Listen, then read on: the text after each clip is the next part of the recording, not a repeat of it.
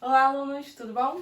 Bem, aqui tem a parte da aula que eu não achei um vídeo aula no YouTube, então eu vou explicar para vocês que é a parte após a morte de Lenin, né? Lenin, que comandou lá toda a Revolução Russa, que assumiu o poder, que foi uma figura muito importante até no estabelecimento da União Soviética, né? Vai falecer. E aí entra a disputa entre duas figuras muito importantes do Partido Comunista, Trotsky e Stalin. E eles não só disputavam o poder, como eles tinham proposta para a continuidade, né, da revolução diferente. Quais são essas propostas? Trotsky, a ideia de uma revolução permanente. O que isso significa?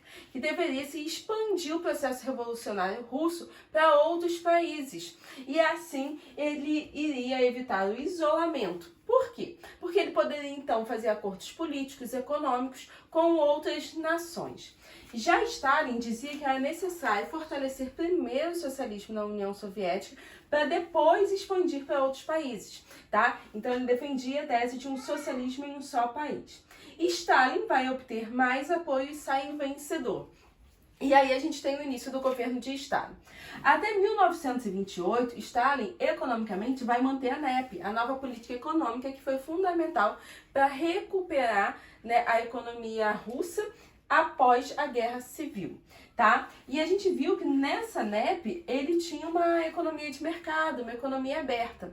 E aí, quando ele tira a NEP em 1928, ele fecha a economia da União Soviética. Com esse fechamento da economia, a União Soviética se livra da crise de 1929, que vai afetar o mundo inteiro. Então, a União Soviética não sente esses efeitos da crise que começou nos Estados Unidos e afeta o mundo inteiro. Na parte política, o governo de Stalin vai ser marcado por perseguição aos seus adversários, centralização do poder na figura de Stalin, violência contra seus adversários e censura. Então a gente vê que é um governo autoritário que vai ser instalado uma ditadura.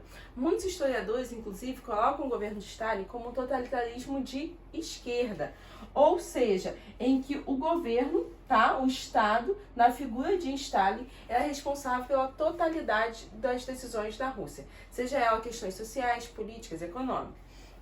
E quase toda ditadura vai ter aí um uso da propaganda muito forte. Precisa convencer a população de que todos aqueles males que estão sendo feitos têm uma função. E nada melhor do que convencer a população que Stalin era uma figura superior, a melhor figura que poderia comandar a Rússia. E por isso, essa propaganda vai ter um foco muito forte no culto à personalidade de Stalin, tá? Essa propaganda também vai ser responsável por divulgar coisas que foram feitas durante o governo de Stalin. Voltando à questão da perseguição, um fato muito importante é o fato de que até Trotsky, que vai para o exílio no México, vai ser assassinado, tá? E os historiadores, apesar de não ter provas diretas que vão comprometer Stalin, sabe-se que está envolvido com o governo aí de Stalin com essa perseguição. No exercício de vocês, por exemplo, tem duas fotos que foram manipuladas para apagar inimigos políticos. Então você vê manipulação de foto, tá? Manipulação de imagem, que não era algo fácil para a época, sendo utilizado pelo governo de Stalin para poder manter esse afastamento dos seus inimigos. Ok? Um abraço, até a próxima aula.